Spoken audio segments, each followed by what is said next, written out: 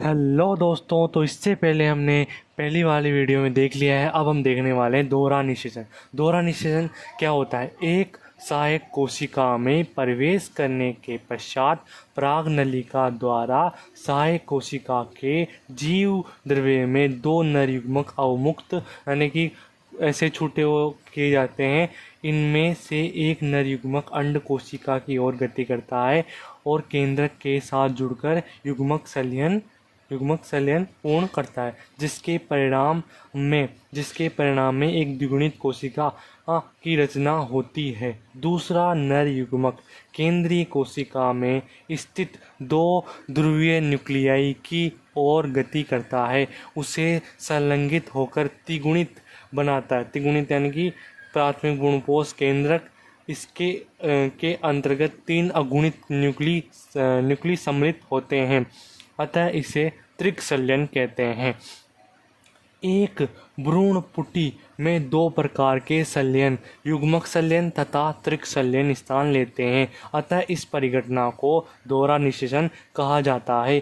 त्रिक संलयन के पश्चात केंद्र की कोशिका प्राथमिक भ्रूण पोष कोशिका बन जाती है और भ्रूण पोष के रूप में विकसित होने लगती है, जबकि युग्मनज एक भ्रूण के रूप में विकसित होता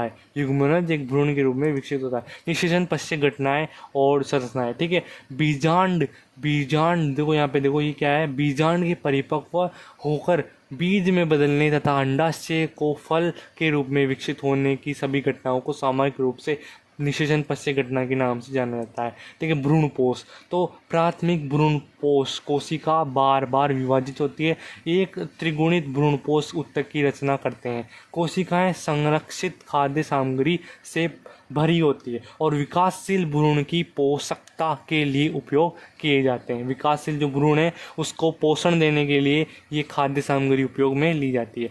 और देखो यहाँ पे भ्रूणपोष के विकास की अवस्था को फ्री न्यूक्लियर एंडोस्पर्म अर्थात मुक्त केंद्र की भ्रूणपोष कहते हैं। मुक्त केंद्र की भ्रूणपोष कहते हैं, ठीक है। यहाँ पे देखो कच्चे नारियल का पानी मुक्त केंद्र की भ्रूणपोष होता है। आपको यहाँ पे क्वेश्चन आता है नीट के अंदर खतरनाक वाला कि कच्चे नारियल का, बहुत बार आ चुका है और आगे भी आएगा, क्योंकि बातें तो वही आती है। तो कच्चे नारियल के अंदर मुक्त केंद्र की भ्रूणपोष होता है और इसके आसपास सफ़ेद गुदा गिरी होती है, जिसको कोश के भ्रूणपोष कहते हैं। बीज के परिपक्व होने से पहले भ्रूणपोष पूरी तरह से विकासशील भ्रूण जैसे मटर, मूंगफली, सेम, इनके अंदर क्या होता है? विकासशील भ्रूण का उपयोग कर लिया जाता है। भ्रूणपोष जब विकासशील जब बीज पकड़ा होता है ना, विकासशील भ्रूण, वो मटर बीज है, इनमें भी यूज करा, या फिर है ना परिपक्व बीज में विद्यमान है, जैसे अरंडी और नारियल के अंदर बीज अंकुरण के समय इसका यूज किया जाता है, ठीक है। तो भ्रूणकोश के बीजांडधारी सिरे पर विकसित होता है, जहाँ पर युग्मनज स्थित होता है। अधिकतर युग्मनज तब विभाजित होता है जब कोशिका निश्चित सीमा तक भ्रूणकोश विकसित हो जाता है। यह एक प्रकार का अनुकूलन है ताकि विकासशील भ्रूण को सुनिश्चित पोषण प्राप्त हो सके। यद्यपि बीज में व्यापक विभिन्नता होती है और भ्रूण विकास प्रारंभिक अवस्था एक बीजपत्री द्विबीजपत्री दोनों में ही समान होती है। युग्मनज प्राक भ्रूण के रूप में वृद्धि करता है और इसके सापेक्ष गोलाकार हृदयाकार परिपक्व भ्रूण में वृद्धि करता है। एक प्रारूपी द्विबीजपत्री भ्रूण में भ्रूणी अक्ष तथा दो बीजपत्र समाहित होते हैं, ठीक है। बीजपत्र के स्तर में ऊपर भ्रूणीय अक्ष की प्रोटीन बीजपत्रोपरिक होती है, जो प्रांकुर सिरे पर प्राय समाप्त हो जाती है। मतलब जो प्रांकुर सिरे पर समाप्त हो जाती है। बीजपत्रधार में बीजपत्रों के स्तर से नीचे बेलनाकार प्रोटीन जो कि मूलांश सिरा के शीर्ष पर खत्म होती है, यह मूल शीर्ष का एक ढक्कन से आवर्त होती है, जिसे मूल गोप कहते हैं। और एक बीजपत्री भ्रूण केवल एक बीजपत्र होता है। इसमें एक बीजपत्री भ्रूणी में एक बीजपत्र होता है। घास परिवार में बीजपत्र को एस्कुटेलम कहते हैं।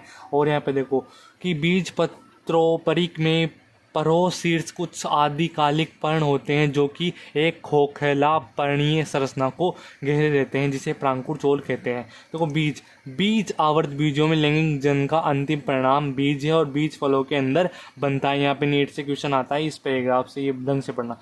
बीजपत्र आहार भंडारण के कारण फूल जाता है, जैसे लेग्यूम में फूलता है, लेग्यूमिनस में भी फूल जाता है ना, तो बीज पत्र लेग्यूमिनस में फूलता है। तो यहाँ पे उदाहरण दे रखा है, यहाँ से क्वेश्चन आ सकता है, बिल्कुल आएगा।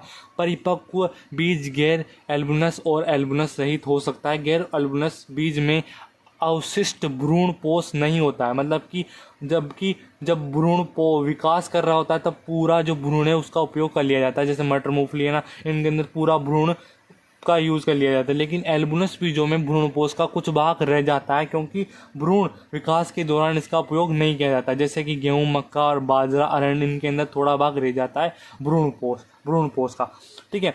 लेकिन कभी कभार देख कुछ बोझ होते हैं, जैसे काली मिर्च हो गया, चकुंदर हो गया, इनके अंदर बीजांडगाय है ना शेष रह जाता है, जिसे है ना बीजांडगाय परिभ्रूणपोष कहते हैं। यहाँ से 100% क्वेश्चन आता है, ठीक है। बीजांड द्वारी ये छोटे छिद्र के रूप में रह जाता है, जो बीज अंकुरण के समय ऑक्सीजन और जल परिवेश को सुगम बनाता है बीज के अंदर। जैसे जैसे बीज पकता जाता है उसके अंदर की जल की मात्रा घटने लगती है और बीज अपेक्षाकृत शुष्क हो जाता है, जिसके फलस्वरूप बीज में चयापचयी जो क्रियाएं होती है वो धीमी पड़ने लगती है और भ्रूण निष्क्रिय दिशा में प्रवेश कर जाता है। और भ्रूण के निष्क्रिय दिशा में प्रवेश करने को ही प्रसुप्ति कहते हैं, ठीक है। बीजांड का बीज के रूप में, अंडाशय का फल के रूप में विकास होता है, ठीक है। अंडाशय की दीवार फल की दीवार के रूप में विकसित होती है, ठीक है।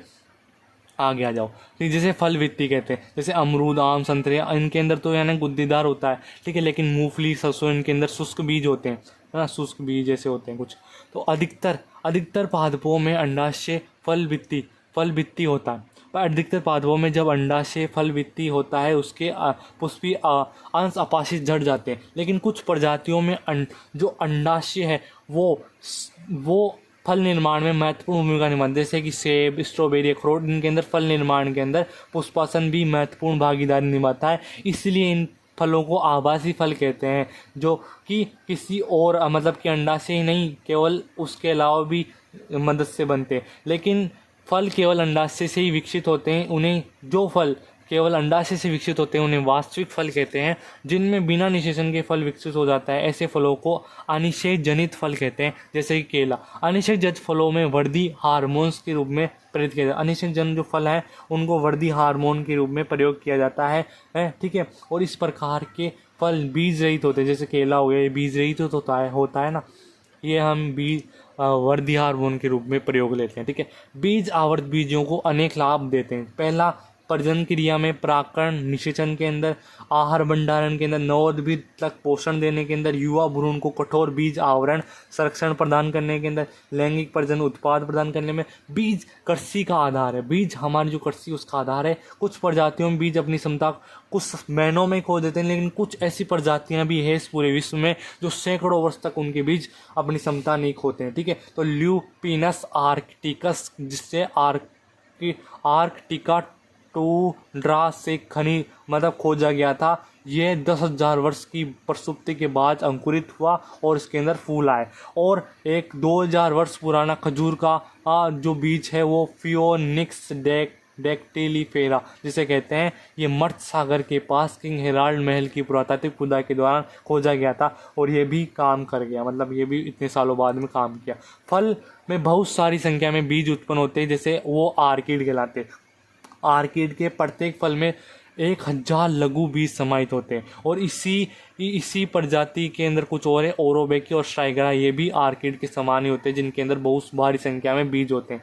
मतलब बीजों के भी वही आर्किड में बहुत सारे बीज होते हैं और आगे भी स्ट्राइगरा में होते हैं। अब देखो असंग जनन और बहुभ्रूणता बढ़ने और बीज निषेचन के बाद, बीज निषेचन का परिणाम है, ठीक है।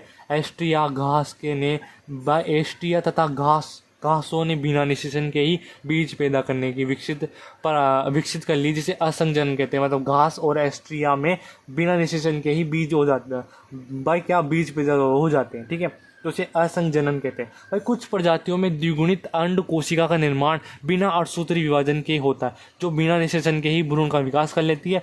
देखो सिट्रस आम की बहुत सारी भ्रूण कोश के आसपास कुछ बीजांडकाई इकाई कोशिकाएं विभाजित होने लगती है और भ्रूण कोश के प्रौधभी तथा भ्रूण के रूप में विकसित हो जाती है। प्रत्येक बीजांड में अनेक भ्रूण होते हैं। एक बीज में अन्य एक से अधिक भ्रूण की उपस्थिति को बहुभ्रूणता कहते हैं। यहाँ पे देखो एक क्वेश्चन आया था नीट 2023 के अंदर, नींबू व स्तंभीय बीजान्यास पाया जाता है। और आगे देखते हैं, आगे तो सारांश में पढ़ देते हैं। तो सारांश, पुष्प आवर्त बीजों में लैंगिक जन का आधार है। पुष्प में पुंकेसर में समाहित संगति नर जन अंग का प्रतिनिधित्व करते हैं, जबकि स्त्री केसर की जायांग संगति मादा जनन अंगों का प्रतिनिधित्व करते हैं। एक प्रारूपी की परागकोश द्विपालित द्विकोष्ठी तथा चतुष्बीजांडधानी होता है। परागकण लघु बीजाणुधानी के अंदर विकसित होते हैं और 4 भित्ति परतों जैसे अंतस्त्वचा, अंतस्टिशियम, मध्यपट, एपिटम लघु बीजाणुधानी को आवृत किए होते हैं। बीजाणु जन ऊतक की कोशिकाएं लघु बीजाणुधानी के केंद्र में अवस्थित अठसूत्री विभाजन से गुजरते हुए लघु बीजाणुओं की रचना करती है। प्रत्येक लघु बीजाणु व्यष्टि के रूप में परागकण के रूप में विकसित होती है। परागकण नर युग्मक जन पीढ़ी का प्रतिनिधित्व करते हैं। परागकणों में 2 सतही विविधि होती है, जो बाह्य चोल अंदर की ओर अंतःचोल कहलाती है। बाह्य चोल स्पोलेन का बना होता है, जनन छिद्र युक्त होता है, जनन छिद्रों पर स्पोलेन नहीं पाया जाता है। ठीक है, परागकण में अवनमन के समय 2 कोशिकाएं, काय कोशिका, जनन कोशिका और 3 कोशिकाएं, एक काय कोशिका और 2 नरयुग्मक कोशिका हो सकती है। ठीक है, 3 कोशिकी भी होता है परागकण और 2 कोशिकी तो आवर्त बीजों में होता है और 3 कोशिकी अन्य में होता है। ठीक है, यहाँ पे याद आ, स्त्री केसर में 3 अंग होते थे, वर्तिकाग्र, वर्तिका, अंडाशय। अंडाशय में बीजांड उपस्थित होता है। बीजांड में एक डंठल होता है जिसे कीपका कहते हैं, जो 2 संरक्षणात्मक अध्यावरण द्वारा एक सिरे जिससे कि बीजांड द्वार होता है। बीजांड काय में स्थित केंद्रीय ऊतक होता है, जहाँ प्रस्फुटित विभाजित होता है। प्रस्फुटित कोशिका गुरुमात्र कोशिका 8 सूत्री विभाजन से विभाजित होते हुए एक गुरु बीजाणु भ्रूण कोश एक की रचना करती है कि परिपक्व भ्रूण को 7 कोशिकी 8 न्यूक्लियट यानी 8 एन बीजाणुधार सिरे पर एक अंडोपकरण 2 साई कोशिका तथा 1 अंड कोशिका समाहित होती है। निभाग के छोर पर 3 प्रतिवशांत होते हैं। केंद्र में 2 न्यूक्लियाई के साथ एक वृद्ध केंद्रीय की कोशिका होती है। परागकण एक प्रक्रम है। परागण एक प्रक्रम है जिसमें परागकण परागकोश से वर्तिकाग्र तक स्थानांतरित होते हैं।